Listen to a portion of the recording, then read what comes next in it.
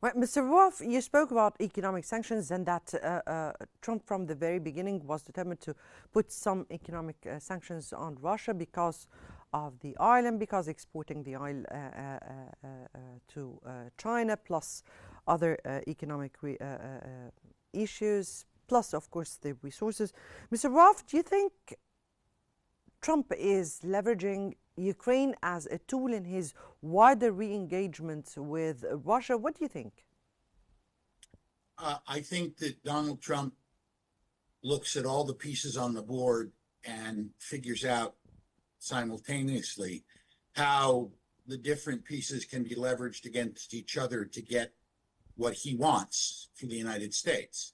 And that includes the point that you just raised. Now, let me say that I don't consider sending Tomahawks to Ukraine a strategic pivot.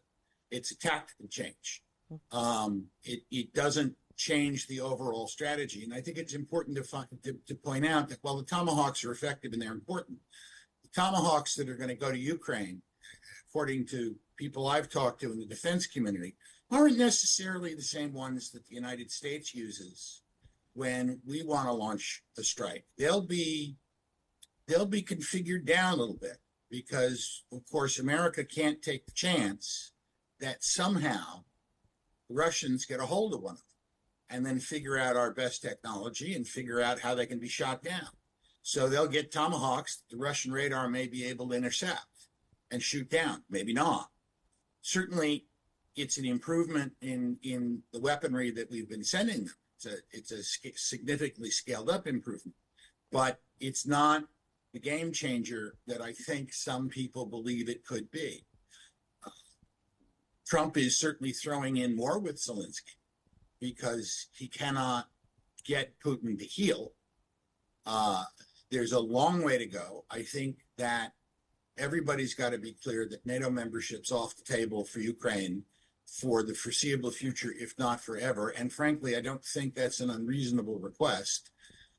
Remember how the system of entangled alliances sort of allowed World War I to happen on autopilot.